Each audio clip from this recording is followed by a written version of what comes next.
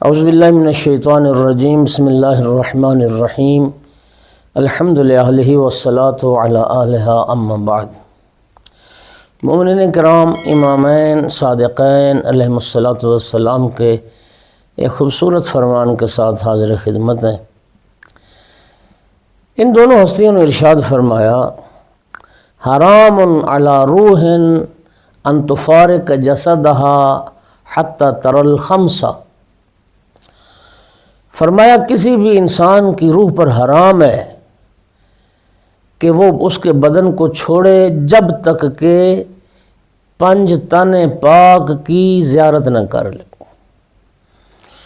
کوئی روح، کسی روح پر بدن کو چھوڑنا، امام کے لفظ یہ ہیں، کسی روح پر بھی بدن سے جدائی اختیار کرنا، بدن کو چھوڑنا حرام ہے جب تک کہ 5 تن کی زیارت نہ کر لے، 5 تن کا دیدار نہ کر لے۔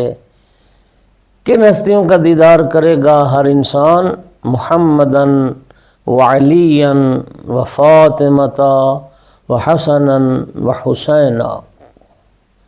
اللہ اکبر۔ لیکن اگلا جملہ بڑا قابل توجہ، فرمایا بحیث تقر عینھا او تسخن عینھا۔ لیکن اب وہ اس انسان پر منحصر ہے کہ 5 تن کا دیدار یا تو اس کی آنکھوں کو ٹھنڈک پہنچائے گا،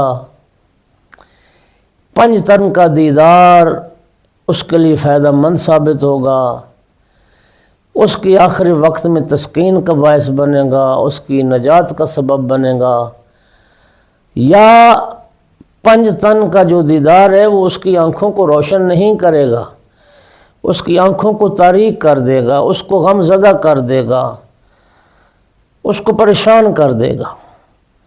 اس لیے کہ اگر مرنے والا 5 تن پاک کی محبت اپنے دل میں رکھتا ہے اور 5 تن پاک سے عشق کرنے والا ہے، اور مرنے والا اگر اہل بیت پیغمبر اور آل پیغمبر کا پیروکار ہے، تو پھر 5 تن کا دیدار اس کی آنکھوں کو روشنی عطا کرے گا، اس کی تسکین کا سبب بنے گا۔ لیکن اگر وہ مرنے والا بدبخت 5 تن کا دشمن رہا، اہل بیت سے بغض رکھنے والا ہے، پیغمبر اور آل پیغمبر سے اناز رکھنے والا ہے، تو پھر 5 تن پاک کی جو زیارت اور دیدار ہے اس کی آنکھوں کو تاریک کر دے گا اور اس کے لیے رنج و غم کا باعث بنے گا۔ خدا بند عالم ہمیں بھی آخری وقت میں 5 تن پاک کی زیارت نصیب فرمائے۔ وآخر دعوانا الحمد للہ رب العالمین۔